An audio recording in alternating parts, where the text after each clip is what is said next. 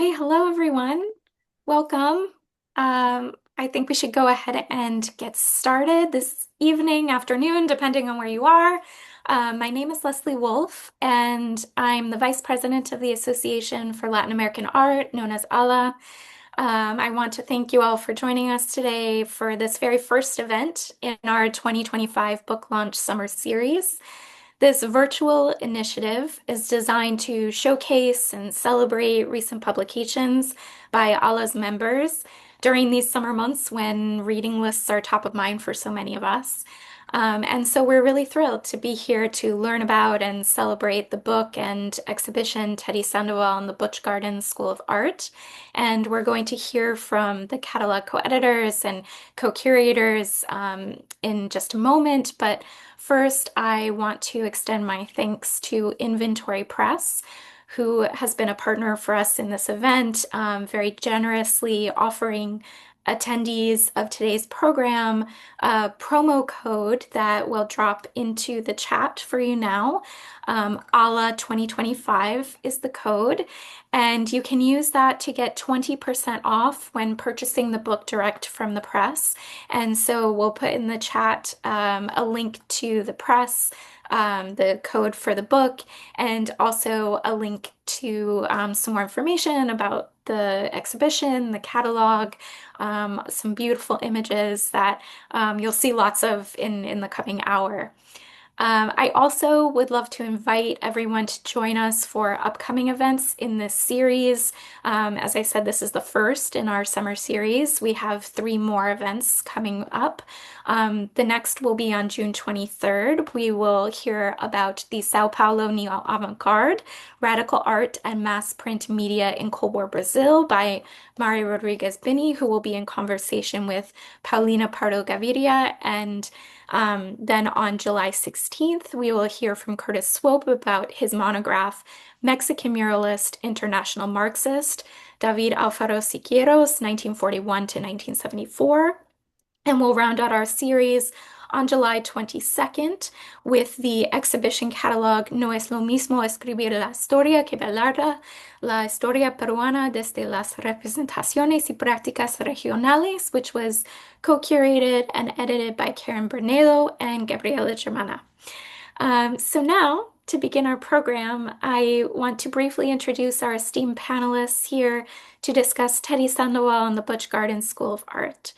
After their conversation, we'll have time for a few questions and comments from you all. So I strongly encourage you to use the Q&A, use the chat. It's up to you which you use. We'll be looking at both.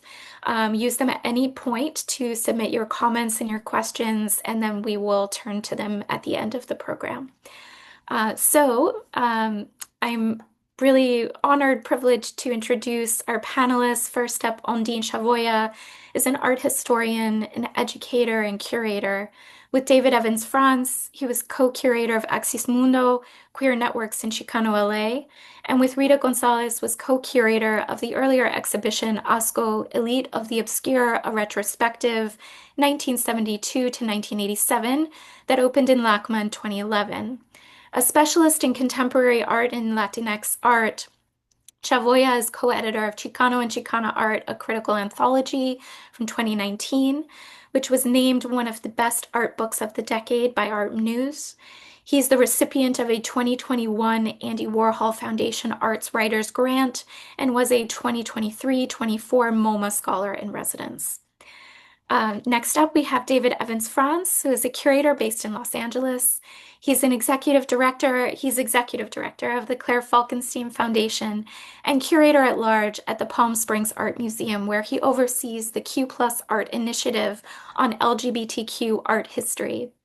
In addition to Teddy Sandoval and the Butch Gardens School of Art, his curatorial projects include Millie Wilson, the Museum of Lesbian Dreams at the Krannert Art Museum from 2024, and the aforementioned Axis Mundo Queer Networks in Chicano L.A. Frantz is co-editor with Christina Linden and Chrissy Vargas of Transherstory in 99 Objects, published by Hermer in 2023, a project of the Museum of Transherstory and Art. And our moderator today is Elena Shtromberg, who's professor of art history at the University of Utah. She specializes in modern and contemporary Latin American visual culture, and her book, Art Systems Brazil in the 1970s, was published by the University of Texas Press in 2016. It explores visual forms of critique and subversion during the height of Brazilian dictatorship. Her co-edited volume, Encounters in Video Art in Latin America, was published in 2023 with Getty Publications. And her exhibitions include Video Art in Latin America, which was part of Pacific Standard Time ALAA in 2017. And she is co-curating the exhibition Transgresoras, Mail Art and Messages, 1960s to 2020s, focusing on an intergenerational group of Latin American and Latinx women artists working with mail art, opening in September 2025 at the California Museum of Photography at UC Riverside. I want to thank you all so much for being here. We're really looking forward to this conversation. And with that, I'll turn things over to David to get this dialogue started. Thank you so much. I'm so excited to be here and so honored and privileged to be able to share a little bit about Teddy's the show, but also the catalog. We're here to celebrate the catalog and share some special insight maybe, or some fun stories maybe also in relationship to the book. I'm going to go ahead and share my screen.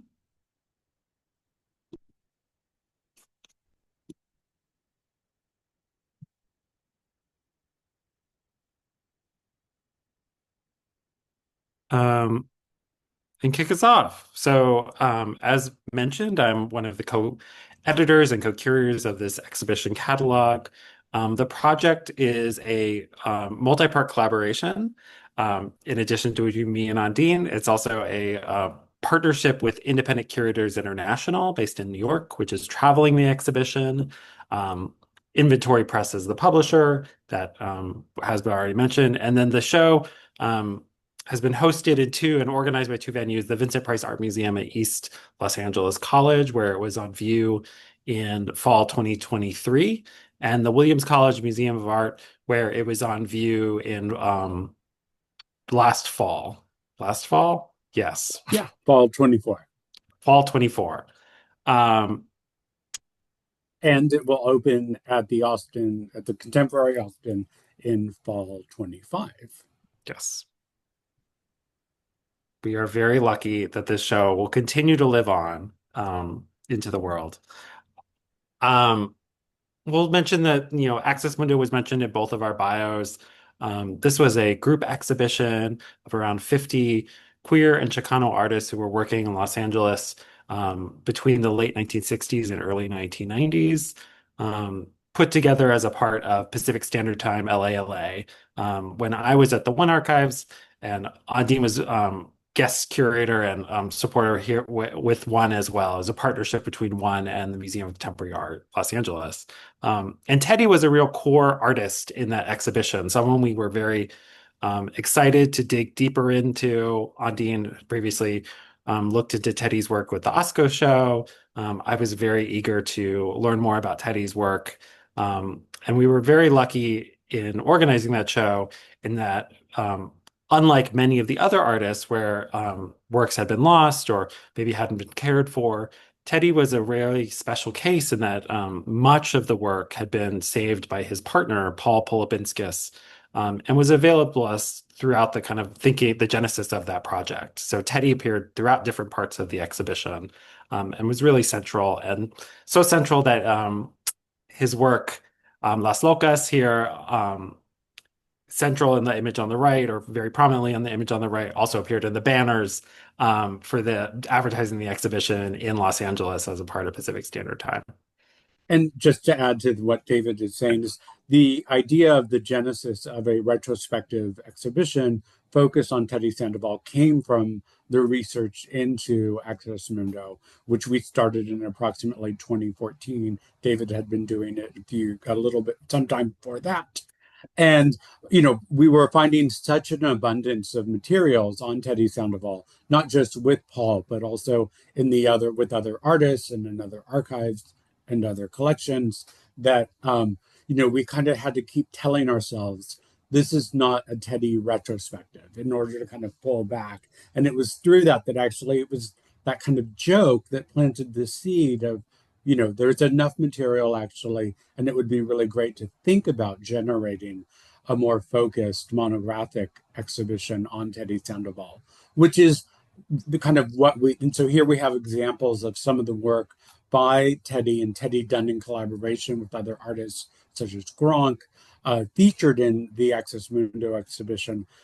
But I will say that, just as much as we were experimenting with the group exhibition and format with the idea of queer networks in Access Mundo, the thought of generating a monographic exhibition on Teddy Sandoval also over time expanded into a more experimental approach to thinking about how to develop a monographic exhibition that could also be a group exhibition. And I think something to underscore with these images too, which was very inherent for Access Mundo and also for Teddy's show, is the importance of mail art, of kind of multidisciplinarity of the practices. And Teddy's career as a whole also really reflected that, and it's reflected throughout the exhibition and the catalog we're going to share. And this is just an example of the other catalog we did. And one thing to point out that, we with both the challenges and the success that we had with this catalog and its production and its reception, we also benefited tremendously from working with a lot of the same team members. So not only did David and I kind of repeat our collaboration, right, into this new exhibition and catalog project, but we also worked with the same designer, Kimberly Varela, and her firm, Content Object, for the new catalog. We worked with the same color correction team, Tony Mazzella and Echelon, that I'd also worked with for the Asco catalog years before, and then even the same photographer, right, for so many of the objects. So it was so great to be able to and to work with this team again, but also it was also great to work with the people who had this now really deep knowledge and experience, not just of these artists, but of also the range and heterogeneity of these experimental materials that David and I are continually kind of attracted to and want to highlight and bring to greater attention. And sorry, I live right by the fire station. Oh, we didn't hear anything. Don't worry, Auntie. Oh, that's wonderful. Good. Yeah. Yeah. And this, as you know, this is a presentation on Zoom and we're like talking about the process. Here we wanted to like lift the veil a little bit on the process of how this show came together. As I shared, much of the archive that we draw on of Teddy's work, though not exclusively, are coming from the Paul's estate. And Teddy and Paul's estate, but the vast majority is, and that reflects, both his commitment to preserving Teddy's legacy, also a general fact about, Teddy's work, and that, there wasn't necessarily a market for this practice throughout his life. He was incredibly experimental. He was making a lot of things that, particularly mail art that was going out into the world, is like going into other collections, but, fine art prints and multiples and paintings, those were things that he was very committed to and deeply.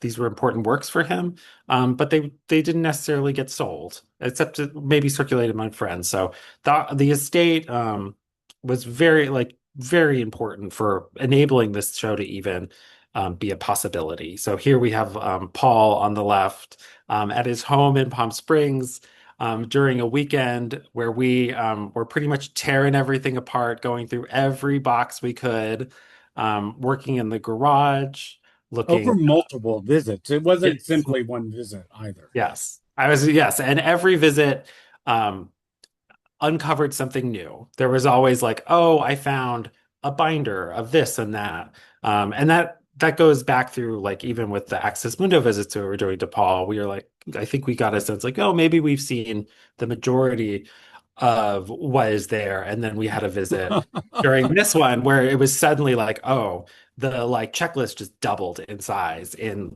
like in a 1 hour. So this is, I think, one of the incredible privileges and joys about this type of curatorial practice, but it's also unique. It's not necessarily the thing that I anticipate curators at all different, museums, maybe the Met or MoMA, are necessarily doing.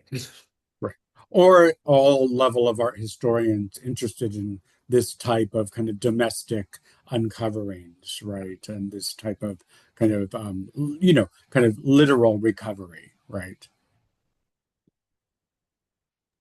And here's just some examples of works that became, we just were kind of floored us to unpack and see for the first time. And can you advance, David? So this is us kind of seeing these for the first time, and just to give you an example of how they were kind of, conserved and then presented and prepared for the exhibition catalog as well as for the public presentation in the exhibition itself. Yeah. Yeah, and I think, we'd been many times to visit with Paul before we found the wind chime, and had no idea that Teddy had made a wind chime. And I don't know how that doesn't, wasn't this story first told, but oh my gosh, how amazing. And what a wonderful, wonderful object. So that is to say, you never know what is going to be uncovered and what will strike people in their memories and what, will suddenly appear. I think this kind of conglomeration of images, as we're just kind of going through, also underscores the deeply personal archives and history and work that we were doing with Teddy's legacy here and working with Paul, and how important it was. Yeah. And every time we'd go to visit him, and Rita and I did our first visit to Paul for the Asco exhibition probably in 2009. So, this was well over a decade's worth of visits. But every time we'd go and visit and leave, he would always say, "Thank you so much for keeping Teddy's legacy alive." So it was very, very powerful, and very unique. Thankfully, Paul was able to see, he was at the opening for the exhibition at VCAM. He unfortunately passed away soon after and was not able to see the catalog, which is a disappointment in many ways because I think he would have had a lot to say about the catalog. I think he would have had many wonderful things to say too. But I know that especially again, that keeping that legacy alive was so important. So yeah, really special. This is a transition then to kind of think about, and we wanted to touch many people. We've been very fortunate to work with Kimberly Varilla of Content Object, and many folks, including the conversation we had with the organizers just before this, commented on what a beautiful book it is. And I think Ondine and I both recognized and what really wanted to make sure that this was a absolutely gorgeous, seductive book. Teddy's work deserves it, and it feels very important for the kind of representation or the first presentation for many people of an artist who maybe isn't better known or isn't known at all.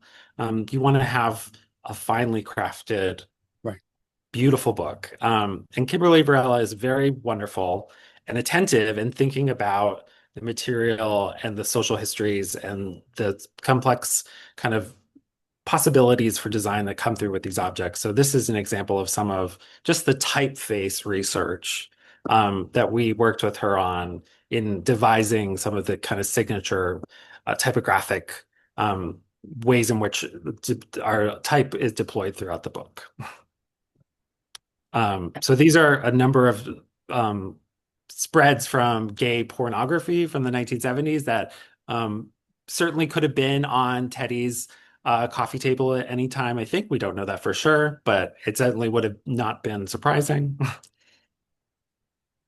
And then the magazine here, Chisma Arte, another kind of important publication for the era, particularly in Los Angeles and among Teddy's group of Chicano artists that he associated with as well. Right. And this also kind of reveals and revels in our shared love for print culture, which, Teddy was very, very engaged with. And Kimberly also has a deep and utter kind of understanding, admiration, and kind of aesthetic interest in kind of print culture from this era. So it informs the material, the design, and is a kind of beautifully for us in dialogue with the era and the ethos in which Teddy's work was made and circulated.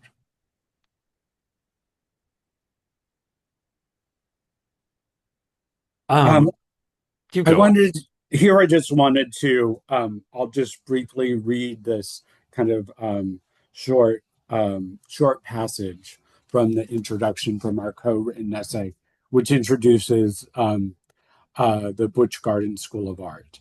So, from roughly 1972 to 1975, an unassuming building at 3037 Sunset Boulevard was the location of the gay bar Butch Gardens. The space had long been a bar catering to the queer community, potentially dating back to the 1950s when it was called the Music Inn. In the late 1960s, it was known as the Ram's Head, which was raided by the LAPD in the first weeks of 1967 during a series of police assaults on gay bars. A raid on New Year's Eve earlier that week at the Black Cat Tavern, just a mile up the street on Sunset, resulted in one of the first public demonstrations against police harassment of the LGBTQ community, predating the better known Stonewall riots by 2 years. At some point in the 1970s, Butch Gardens became recognized as a welcoming and lively space for Chicano queers. David, can you advance the slide? In 1973, artist Ed Ruscha captured the bar's exterior in what may be one of the few known photographs of the space, part of his decades-long series documenting the building stretching along Sunset. In this photograph, the bar's name is spelled out on sheets of paper, one for each letter above the doorway, signaling perhaps a recent name change or the makeshift ethos of the bar more generally. A full page advertisement in the freely distributed gay periodical Action magazine, which you saw on the previous slide, asked would be visitors, "Are you butch enough for Butch Gardens?" In the early 1970s, artists Teddy Sandoval and friends, including Gronk, Joey Terrell, and Jack Vargas, frequented the bar, inspiring Sandoval to adopt Butch Gardens as part of his artistic identity, transforming it from a witty play on the name of a local theme park, Busch Gardens, into a self-made school of art. As Sandoval became increasingly active in national and international mail art or arte correo scenes, he utilized the Butch Gardens School of Art imprint as a persona that parodied institutional authority with queer irreverence.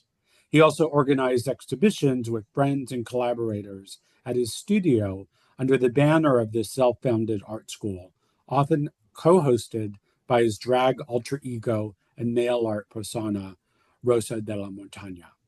Butch Gardens, the short-lived gay bar on Los Angeles' famed Sunset Boulevard, was a cruisy spot for drinks and dancing.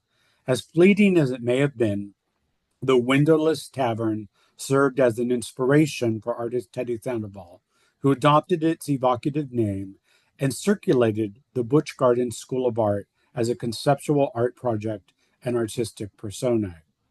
Augmenting the bar's name, the imaginary institution simultaneously posed as an art school and an art movement.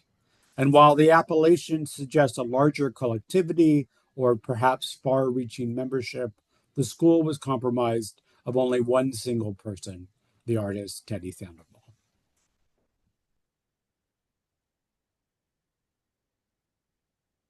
So as Ondine kind of indicated, thank you, Ondine, for sharing that. We wrote that. It sums up so much about the show and how it came together, and also the ethos of the faux institution that Teddy realized to under his work under. And in doing the research for the show, some of the things that I uncovered, and I think some of the connections that I, through research and scholarship, was able to generate for the first time, is that the Butch Gardens not only inspired the Butch Gardens School of Art, it also inspired one of the first Latinx queer organizations in the U.S., which was Gala in San Francisco. Its founding member, Rodrigo Reyes, recalled attending what he was misremembered as the Busch Gardens bar, and then starts Gala the Gay Latino Alliance in the early 1970s in San Francisco. And if you can fast forward one more slide, and it's actually, no, back to the Esta Noche. And interestingly and ironically, it actually, Gala then also goes on to create a brick and mortar gay bar, Esta Noche, at the corner of Mission in the Mission District on 16th Street in San Francisco. So this kind of this, I think that for me, it's just this incredible, interesting kind of legacy at one point, kind of from the conceptual art connection or inspiration of Butch Gardens to the kind of more traditional social and political kind of organization that then also leads to forming a physical space for queer gathering and conviviality in the heart of the Mission District. And believe me, when I was attending and spending way too much time at Esta Mala Noche in the 1990s in San Francisco, I had no idea about this earlier history and these earlier connections. So I was just thrilled to be able to kind of start to weave some of them together through the research for the show.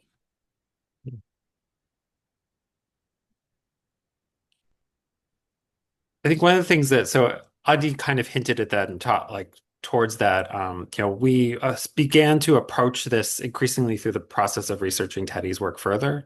We came to the idea of expanding the exhibition to be still a retrospective of Teddy's work, but to incorporate other artists, to point to shared affinities and practices, particularly among Latinx and Latin American artists who were working in that time, but didn't necessarily know of one another or have the opportunity to show with one another. And I think this is something that we arrived at very much through an idea around or a sense of collectivity that the Butch Gardens School of Art may imply, but in fact was, as Ondine already said, like it was indeed like an art school of one. So here we're kind of playing with those assumptions. We've had to many times already, have to do some like press corrections or other things as we're kind of introducing the show. It's like, no, this is not a show of a school of art.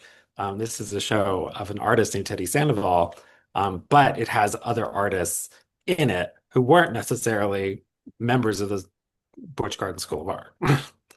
But whose work shares certain aesthetic or conceptual, kind of correlations or connections or affinities with. We were also trying very much here to think about, and how to kind of experiment with and play with this the kind of monographic presentation in a way that could kind of honor the kind of ethos of the conceptualization of something like the Butch Garden School of Art. Yeah. And obviously this, like Axis Mundo also, it grew. It's a very long list of other artists. I think there's a certain maximalist curatorial practice here where we really want to explore these deep histories and bring out artists who maybe are as equally lesser known as Teddy. That includes some artists on this list here, such as Felix Angel, but then also some very well-known figures, such as Marta Minahin or Marisol, that maybe just are surprising to see within this context or the context of Teddy's work as well. So we're playing with these kind of differences to kind of hopefully tease out really interesting and dynamic connections across time. Right. And in many ways also, and I can't think of a correct word right now, but it's also to kind of compensate for, that's the word that I'm not comfortable with, but the fact that there were not opportunities for many of these artists to show together in the past, right? And so through what kind of imaginative formats can we kind of bring them together to put the work in dialogue where we see connections, even if they were operating kind of in isolation for one another. Or, we have examples like Esther Hernandez, who had exhibited with Teddy before. They were both in the CARA, the Chicano Art Resistance and Affirmation exhibition that traveled the United States starting in 1990. But Esther did not personally know or recall ever meeting Teddy or having any type of interaction. So there are also, we as curators, we're also pushing ourselves to kind of rethink even our own approach to queer networks, right? That this was not about the kind of direct points of connection or the degrees of connection between artists that could kind of think about or think through a network. It really was in some ways about practices that were happening without exact knowledge to one another, but were perhaps responding to um, kind of similar visual, political, or social concerns in different contexts. Mhm. Um, and here, just these are two images of the presentations, both at FEPAM and then at the Williams College Museum of Art. But you're seeing, again, like the introduction of Teddy's work, but then some other artists as well, to kind of, the other artists were situated throughout. I think it's nice to just point out. Andy, do you want to say anything about the importance of mail art? Well, I just want that there was a lot of mail art in the Wow. exhibition. It is one of the through lines that connects a lot of the artists, even if they weren't directly circulating work to one another. It's thinking about different ways to kind of distribute the work and make it accessible, and thinking about the possibilities of mail and mail art. And for us, it was also a kind of what I wanted to show here is that we're thinking about how to present mail art both in the exhibition, but also if you can go to the next slide, David, also thinking about how to present it in the catalog as well. And they both are, you can see, I hope you can see in this that we have an interest in the postcard format and kind of highlighting that format. It was essential to Teddy.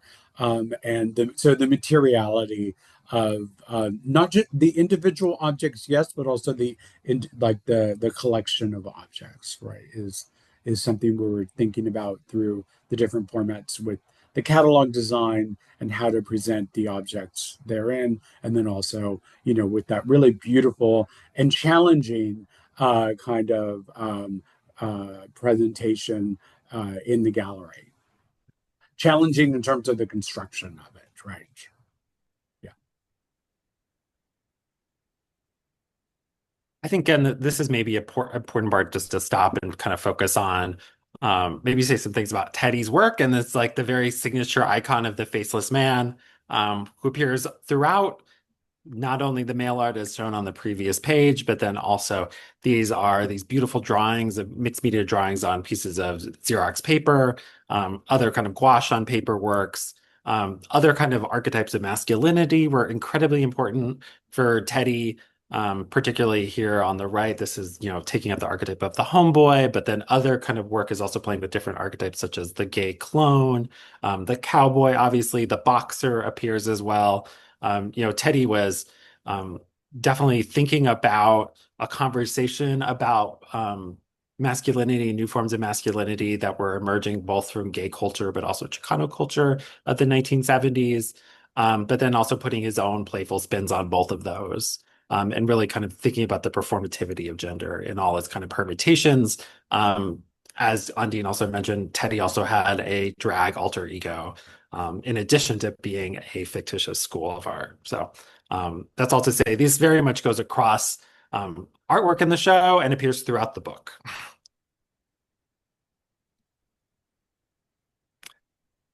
I think here we're like underscoring also the different media that Teddy was working in. Here, collage. These are collages that are using sensational Mexican tabloids, Alarma. There's a whole section of the show that kind of brings together the works that Teddy was making with Alarma, a small collection, but very wonderful works. Here, then combined with gay pornography. And this was also to underscore also like the sense of like discovery in the archive. And when we came, these were the things that were actually one of those things that were found in that visit where suddenly our checklist like doubled. Well, so these are the amazing types of finds in the home archive with Paul, and very, very dynamic and connects to an artist's that we've shown. I don't think is not this next slide, so you'll have to get the book to look at it. But Augustine Martinez Castro, who was similarly kind of mining Alarma for different plays queer with pur- and iconography. queer narrative purposes and Yeah. potentials, right? Yeah. And it is the kind of facelessness and the play with the silhouette or the kind of animizing components is another kind of point of connection that we explore.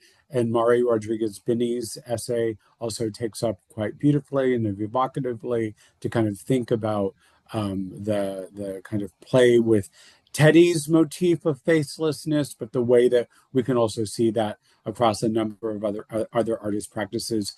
Esther's project kind of flirts with that a little bit with her well-known print La Ofrenda, but we see it in other artists, in particular like Marisol, for instance, or Martha Minuchin.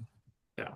And just to underscore also to use the word flirt, I mean, I think this is also one place where with the book, the other artists are situated in these lavender pages. And here we have such a wonderful pairing of the kind of gaze of the figure in Esther's print onto the plates by Teddy. So again, this is where I think it was really wonderful to work with a designer who really understood some of the sensibility and the playfulness of Teddy's work among the other artists we were including. This is the artist Felix Angel, who's been in Washington, D.C. since approximately 1975. He published the first gay novel in Colombia. I think that was in 1974, and then moved to DC. Worked for a number of years as a curator with Sucre, and as you know, developed a massive body of work, you know, in multiple media over the years. And we became particularly interested in this kind of collage work that he was making in the early 70s that is about his travels. You know, he's making these both in Colombia and in the US, and the way that they're incorporating this kind of expanding queer print culture and commercial culture at the time period. And, you know, like a number of artists that we reached out to think about, you know, inviting them to be in the exhibition and to arrange for studio visits. We had studied, you know, the publications of Felix's work, began to have an understanding of, you know, the work that had been published and exhibited previously. And when we reached out to him and said, you know, we want to organize this exhibition, we'd like to, you know, feature your work in it. Can we meet with you? The first response, and this was from many artists, was, but I don't know who Teddy Sandoval was. And it's like, well, we don't expect you to. And actually, very few people do. And that's the whole point, right?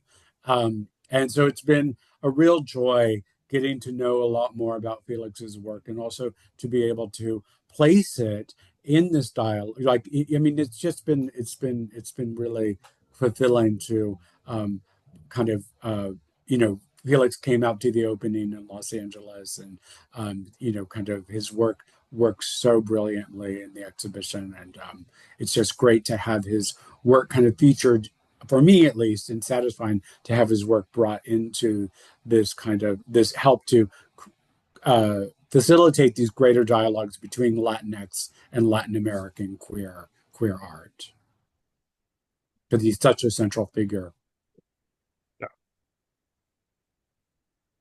This was another really wonderful artist we're excited to include because she hasn't necessarily been included in a context of like this before. So Myrna Baez is potentially one of the best known artists or printmakers in Puerto Rico, you know, incredibly important figure for the island's artistic community. And this was I remember encountering a reproduction of this print in the Schiffer Goldman papers.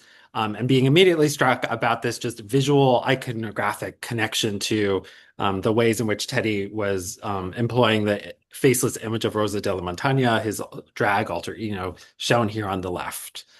So to kind of think about these different representations of the femme fatale, think about the ways in which Myrna's work, also particularly in this one, which is Danae, which is based on a Titian, or a kind of riff on a Titian painting of the goddess. Danae, is kind of refuting a kind of eroticizing gaze, but Teddy's work is very much playing into all these kind of tropes of the femme fatale. Felt like it was a really dynamic conversation between two artists who, again, never would have had the opportunity necessarily to have been in dialogue or been presented or shown during their lifetimes. And then this was another one, I believe, first seeing this painting in Schifra's work as well, reproduced in the archive as well. This amazing, very cruisy, sexy painting by Myrna, which seems so wonderfully paired with some of Teddy's faceless clones. Do you want to say anything about Ever, I Ondine? mean, just another artist whose work, is not particularly well known in the United States, um, and whose work just seems to be so clearly right.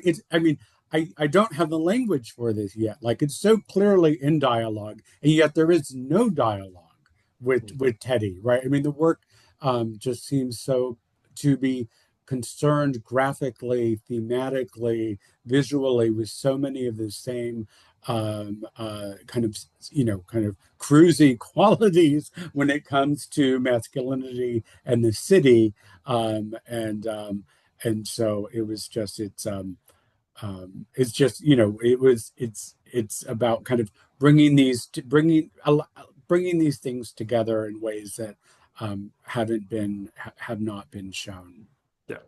before. Yeah. And I think we believe that this is the second time that this artist has ever been shown in the US, potentially. Like we believe there's one time in San Diego during his lifetime. I think no, there have been. I mean, and Okay. there are works in collections, I mean, yes, it was the San Diego Latin American Drawing Show where the work was featured quite prominently, although no one wrote about it in the catalog. The piece on the left is reproduced in that catalog, but no one commented on it. But but there's where there is a discrepancy is how well known they are in Colombia and Yes. versus how little known they are in the US.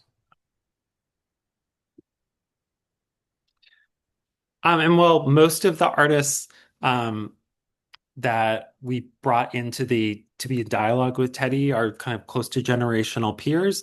There's five more contemporary artists or kind of emerging artists, or the language around this is so impractical and ridiculous, but a different generation of artists that we felt were really important for kind of thinking about the through lines into the present among different generations of artists who were similarly kind of thinking about here, like very directly, the iconographic kind of facelessness trope that Teddy uses throughout his work.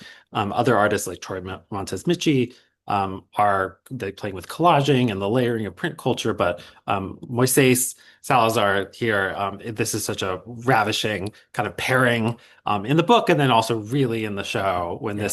this work lights up with all the glitter and all the tinsel. And I think this is another pairing, when we kind of first came upon the idea of, doing a Teddy and dialogue of other artists, I think the number one we were both very excited to dig into was Antonio Lopez, especially after seeing the amazing retrospective that was at El Museo. And this is where I know me and Adi both saw this work here with this Aztec warrior with the UFW. UFW jockstrap, which is it's amazing. Yes. So this was like an immediate light bulb, like, oh, well, that is a work that we would really be excited to bring into dialogue with a handful of Teddy's later ceramics, where he's playing with these different tropes of indigenous and Mayan and Aztec kind of iconographies, but also with these macho boxer bodies. So And here we have an example where Teddy clearly knew Antonio Lopez's work because, in fact, there was no better known fashion illustrator of the era, and there are materials related to Antonio Lopez in Teddy's materials and papers, but Antonio Lopez wouldn't necessarily have known or ever encountered Teddy's work. And then, we have this. So David and I both we co-wrote a curatorial essay. We wrote individual uh, scholarly essays, and then invited Mari Rodriguez Bini and Raquel Gutierrez to write these really beautiful, really powerful pieces that explore different thematic lenses in the exhibition. Raquel's thinking about alarma that David spoke about earlier, and that aesthetic as a kind of as a queer aesthetic coursing conceptually. And then Mari's really thinking through the question of kind of shallowness in a really, I encourage you all to read it. And of course, Mari will be, you know, her amazing scholarly book will be the focus of the next summer book launch. So thank you, Mari, for your beautiful, beautiful piece.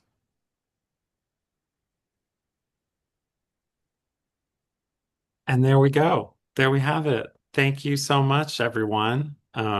I'm excited to have a conversation now.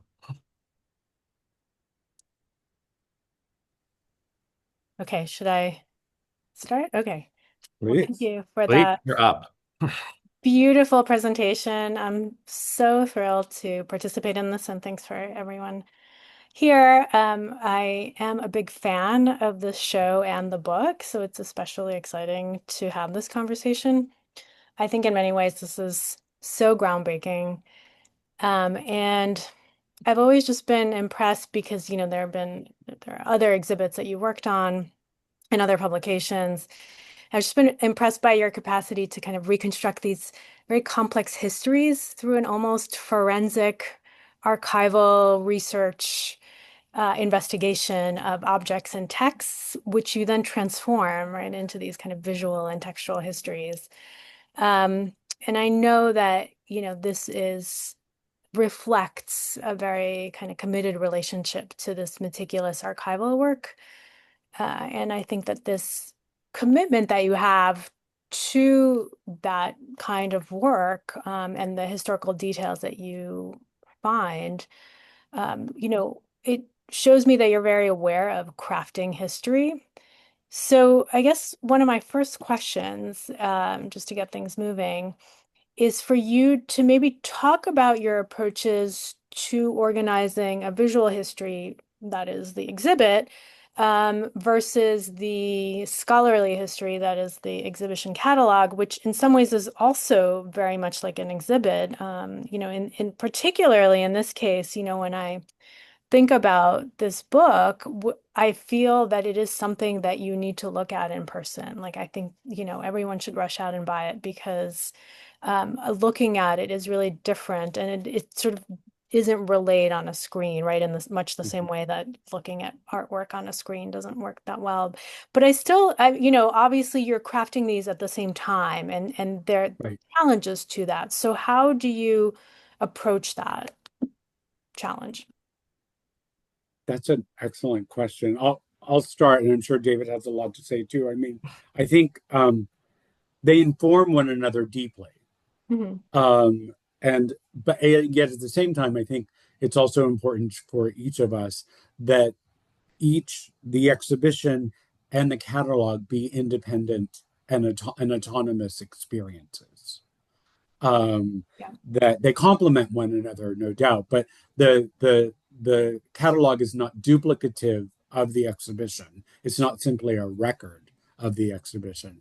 It's a different experience of that research and those materials. So it also kind of informs our research and our approach to the materials. You know, when we're looking and when we're deep in, you know, someone's living room or in the archive, in some ways, even when we're in that moment, we're thinking about, can this be for the exhibition or could this be for the book? Could it be for both? You know, and some of that really is kind of very pragmatic, is that for us, you know, if our curatorial practice is maximalist, our book practice is even more maximalist because we are able to include so much more in the books than we can in the exhibitions. So, you know, we're constantly thinking about that. And also, even when it comes to the exhibition, what's for the wall, what's for the vitrine, how can we animate both and kind of, you know, rethink each of them. And then, you know, with both the book and the exhibition, you know, how can we present each in a dynamic way? what context is necessary for the viewer or the reader to approach and understand the work.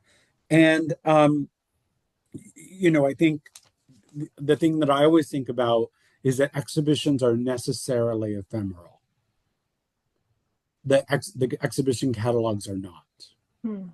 Mhm. That's what remains, and my experience has been what ends up having the most lasting contribution or Mhm. impact, in particular in terms of scholarship, are the catalogs. Yeah. And so the catalogs have to be, for my hefty, conceptually in terms of their research, rigorous and scholarly, but also accessible. Mhm. So that's a balance.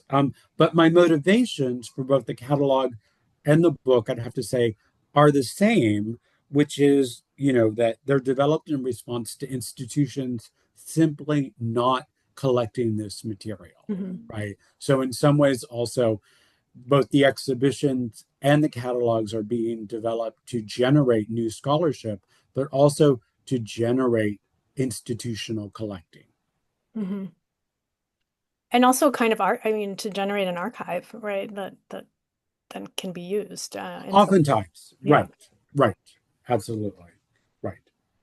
And I think like one thing that's very unique, particularly to this project and also Axis Mundo, which is where we can take advantage of the fact that institutions have not paid attention to this work, Mm. is that we are often engaging with the material a lot in a way that curators for exhibitions maybe aren't. There is no, for both Teddy's show, particularly with Teddy's work and Access Window, there were really very few, if any, objects that we had not seen, that Mm. we had not scanned maybe ourselves, had brought to the framers ourselves, had like, done the measuring and put on the checklist ourselves. Like really, we really kind of understood the texture and the Mhm. materiality of objects. I think that's something then that is felt in the exhibition when we're making decisions about how to display materials. Yeah. Um, and then also something that comes through in the book about how we're working, we're creating sequences of different types of materials and dialogue between objects that maybe can't be in um, dialogue in the show, but like as I said, I put up that picture of Rosa and Myrna's print. And that frame postcard of Rosa is like this big. And the Myrna print is this beautiful, very large colograph. So those can't be necessarily in this like kind of one-to-one dialogue in the show, but the book offers that opportunity. So we can play with those opportunities, but we're kind of aware of all the really strongly the materiality of these things. So Mhm. that's something I think that's um, it's been a real privilege and a joy, and it's something very unique to these projects where we get to be so actively involved with the material. Also reflects our budgetary limitations that we are working to overcome. Um, Put a good fun spin on that we get, or at least I, in many cases, was like, oh, well, I will just scan everything. That's fine. Yeah, I get it, but it does give you a kind of different relationship to the material. Yeah. Um, and I think, for many of us, these publications that you've created with Access Mundo, with, Teddy Sandoval, and I can also, think of Radical Women for me.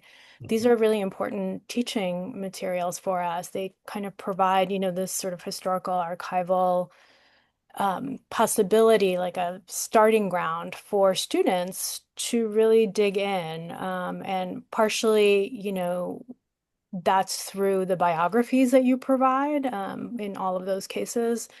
And then the other sort of facet of that is that you create models of kind of exhibition and discussion that don't exist. And so then you allow for students to build on that.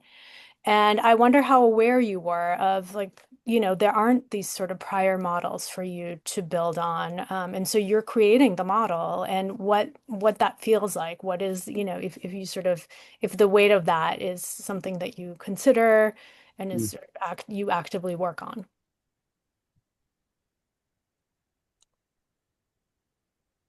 I'll say that, like, I mean, Access Mundo emerged from my time at the One Archives. Hmm. And for me, I think as a curator, that period was so, it's an early part of my career, and I'm like really experimenting with like, well, what am I doing as a curator? What's my role? And what's the role of a visually arts inclined, maybe curator in a historical archive to begin with?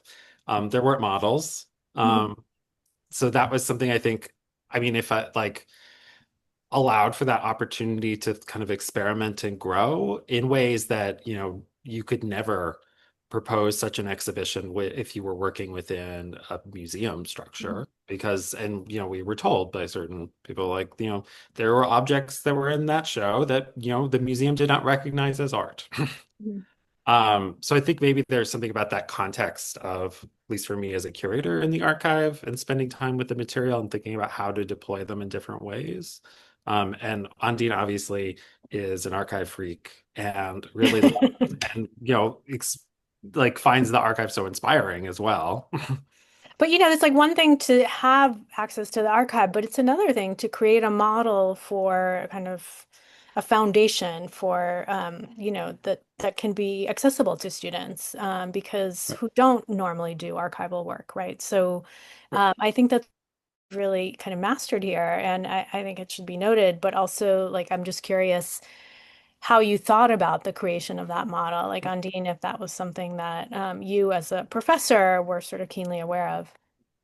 And as an art historian, I mean, I think Yeah. in some ways, I mean, my approach is in some ways kind of traditionally art historical in the sense that it's object driven and focused, Hmm. right? And exhibitions allow for that in Hmm. very kind of necessary ways, right?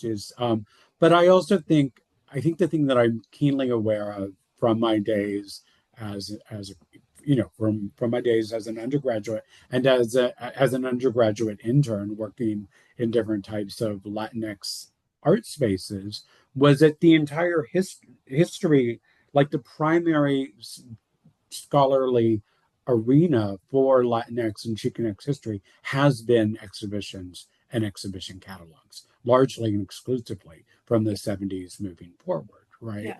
And so that is the model in some ways, right? Or it's a model. And it's been one that um, has helped to bring, help to generate interest and kind of create the kind of discursive evidence for future scholarship. Hmm. Hmm. Um, so that's I think for me, that's one of the keys to thinking about the kind of tandem production of exhibitions, scholarships, and publications, and seeing them as all part of the same generative kind of practice. Hmm. Hmm. Yeah, But thank you. and knowing that, I mean, my entire career has been made up of like, oh, there are no existing models for this. Well, there are some, right? But Yeah. they all have to be kind of retooled in different ways. Yeah. Well, I mean, I think your idea of creating a network and sort of working in these other artists and their sort of in your case, these queer art histories or queer artists who were working in the same vein but didn't necessarily communicate with each other as a way to think this through is really provocative and compelling.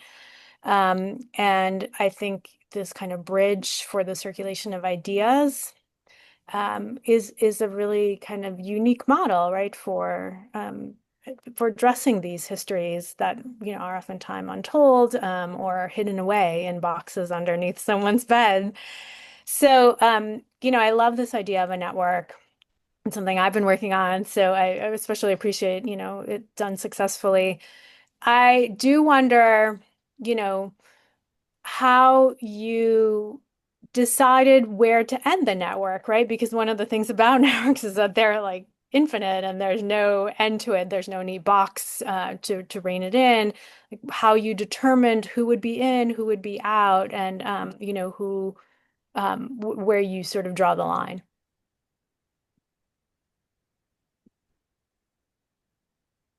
Yeah. Do you want I mean, ironically, right? I mean, when David and I entered this project, we were still in the midst of Axis Mundo, which was over 50 artists and artist groups. and was a show that was on the road for 5 years. Traveled to, was it 8 venues Mhm. across the United States? Um, in some ways, we were exhausted, right? Can I say that? Yes, Yeah, Yes, sure. yes. right. Yeah. It's tiring work. It's Yeah, right, it's and okay. also being that we were at nearly every. I did not go to one install, right? But for all of those, we were on, there to install, each and every one of those venues with all the, and so anyway, when we started this project, we were like one artist, one medium. We were Mhm. like, let's take a much more pragmatic approach to this, right? And I was also thinking about in the moment during the first PST LALA, right? There were no monographic exhibitions focused on Latinx artists or Chicanx Mhm. artists. Mhm. They were, right, if I'm not mistaken, There are a all few. There are a there were. few. You're right, Magoo, Yeah. Magoo. And there was a Judy Baca show at Oh, Northridge. you're right, at Yeah. Northridge. Yeah. Okay, thank But you for yeah, that reminder. but a That few. It was definitely where there were many like career survey retrospectives for Latin American artists. Mhm. right, right. And so it was kind of also thinking that there was a kind of a need for kind of doing something more focused on a single artist. But then, we got this little bug that we needed to itch and to kind of start to play with and experiment with that mode. And so, but I think in some ways also it was um, we did largely privilege generational peers, but then we did also want to, kind of introduce another group of, of artists, um, not of the same generation to help to make some of those connections as well. But that question of like where does it end, you know, is a tortuous one, right? Yeah. It's one of the hardest ones to to to for me personally to wrestle with. Yeah. Like, yeah. Yeah. And it's one of practicality too, within like a scope of an exhibition project. Practicality and time and effort and also just how many objects, how much space, how many loans, where are they coming from? Um, and I think the other thing that we were just incredibly, Undine already kind of indicated this, but like so many of the artists were incredibly enthusiastic about this opportunity. Particularly many who were also had many opportunities maybe to show, but this was very special. So that was always an encouraging thing along the way as we were trying to devise how far to go or when and where to stop growing um, the potentially limitless Butch Garden School of Art. Yeah. Well, I mean, this sort of leads to my next question, and you, in some ways, kind of addressed it. But you started out the presentation showing these kind of boxes that his partner unearthed, and in those boxes, having like been privy to those experiences, you find a lot of material that's personal, that's not really like necessarily public and or for public consumption, but that is really fascinating. And so I think just a kind of brief comment on sort of thinking about the public and the private and the personal and the kind of artistic practice side of things. Like, do you make a distinction between that, or is it sort of all open to you for, yeah, like, is there a way in which some things are off limits? I think with, spending such deep time with different archives and such personal materials, you learn a lot of things about people that you have, especially with many of the artists we've worked with, like no ability to know. So there's a kind of one-way intimacy Mm. that happens. And I think a part of that is not like we're trying to hide things or protect, but there is some secret keeping. There's some sense of like feeling out, like, and kind of, getting the sense of like, I think Teddy might not want us to share that story.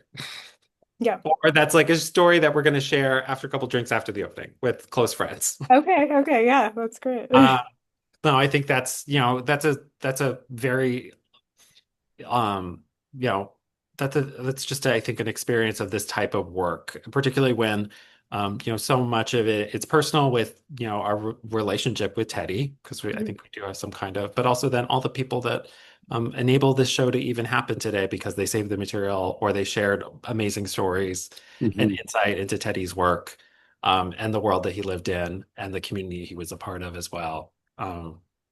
Yeah. I don't know, Ondine, what do you want to add to that? No, I think that's spot on. Thank you, David.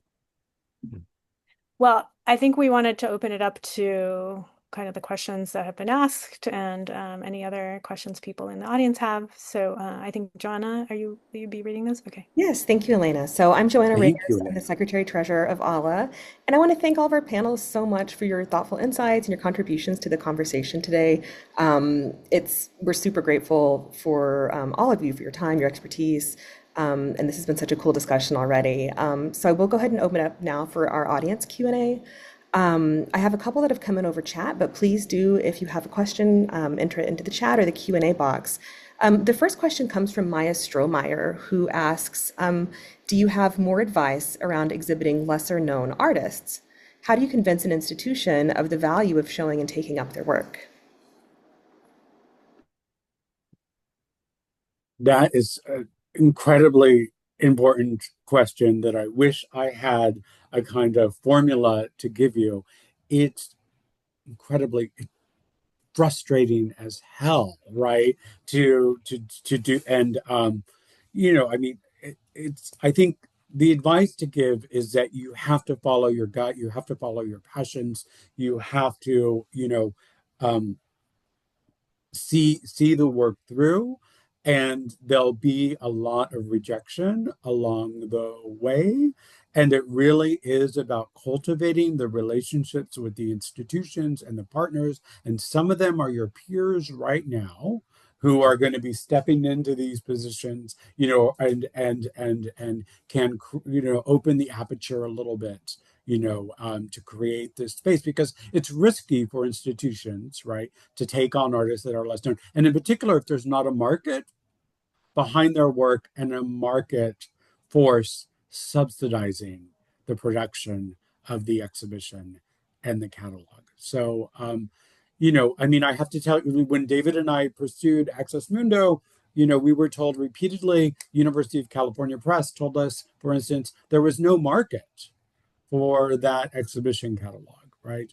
We tried to get it at every single possible venue and institution that you can imagine in Southern California and in Northern California, and we lucked out in some ways with the PDC at MoCA, and then that raised the visibility, and and the success of the exhibition made other venues interested in it subsequently. So in some ways, I think it is also about potentially also maybe not here, I would say, and I'm sorry, I don't know more. I would want to talk to you more about specifically what you're working on, but in some ways also maybe it's about, kind of doing things at different scales too, to kind of and David actually did a lot of this at one, right? And kind of and then you building off of that, to get greater traction for the artists, and to increase the potential for interest among other institutions. But it's some of the most frustrating and soul crushing part of the entire endeavor. I'm so sorry. It is. And it doesn't end. I mean, I can't, it's not, it's, I'm even, I, yeah, I will just say, I still struggle with this, in trying to get new exhibitions and projects off the ground. Yeah. Yeah, I think I'll add to that. Like, I self-identify as a very stubborn person, so the no's piss me off and really keep me going sometimes. And that's can't control that necessarily, like if you're a stubborn person or not, but that's some person way to get through it. I think the other thing that I think a lot about now is also the different scale things, and things can happen at different times at different scales, but also being aware of like your time and your commitment, your ability to really deep invest into a project and how much that requires, particularly for someone who's under recognized. So you need like the fight is going to be long and hard, because I have like little ideas percolating all the time, like, oh, what would it be to like look into this person? I'm so interested in this archive or this person. But I need to also always like kind of check myself to be like, no, like I'm on this path with this show or this project, and it's going to be a long fight. And I'm really committed to that. And like that is what I'm doing right now. So just recognizing, you know, also, the limitations and the possibilities within that too, of your just time and ability. Thank you for Hopefully your that's somewhat helpful. Yeah, thank you. The next question comes from Gabriela Genrana, who says she wants to congratulate Ondine and David on this wonderful exhibition. And her question is, how did you organize all of this material? Did you divide it into sections, chronologically, by theme, or in some other way? She asks, how you thought the public could engage best with Sandoval's work? Oh, thank you, Hermana. That's a great question. This is actually something that I suppose the exhibition format lends itself well to, is, really thinking about the exhibition and its organization spatially and breaking down the kind of spatial elements into different sections. So, yes, we absolutely had different thematic sections in the exhibition, including things like California Scenes, that was about the landscape of Southern California, Encounters, that was kind of more play with the body and sexuality, a section on nail art, a section on alarma that we mentioned previously. So and then those sections allowed us to think about how to place and highlight different thematics and practices across chronology within Teddy's work, and also punctuate it with the work of other artists working in other Latinx and Latin American artists whose work kind of could fit within that framework. And then those sections are reflected in sections throughout the book as well. So that's, Axis Mundo didn't necessarily take that track where the sections of the show corresponded to sections of the book. But with Teddy's show, it felt like that was a really, keeping that format was a good way to guide one through the project as well.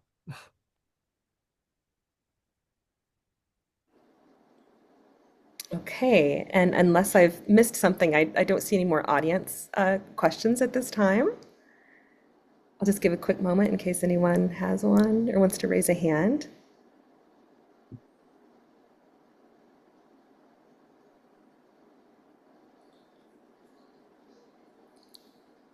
Okay. Well, I think that concludes the Q&A section then. So thanks again for joining us, everybody, for our panelists. I will say on a personal note that I'm so grateful for the work that you guys do to uncover these histories of our queer antepasados in the Latina community. You've allowed me to teach material that I don't think I would have had access to. So thank you so much for all of your labor that you do, in this field. As a reminder, this webinar was organized by ALAA, the Association for Latin American Art. We're a community that's dedicated to advancing the study and appreciation of Latin American and Latina visual culture. If you aren't already a member, because I'm the Secretary Treasurer, I'd like to encourage you to please visit our website and follow us on social media and to learn more about what we're about and how you can get involved. And before we go, just a quick reminder, Leslie cued that slide for us, that we do have a summer book series continuing after this. This is our kickoff event. We will be sharing more details and links to register over email and on social media, but we hope to see you there. So thank you again to David, Ondine, and Elena for your time today, and congratulations. And get this beautiful book, please. Yes. It's so wonderful. It really is. Thank you all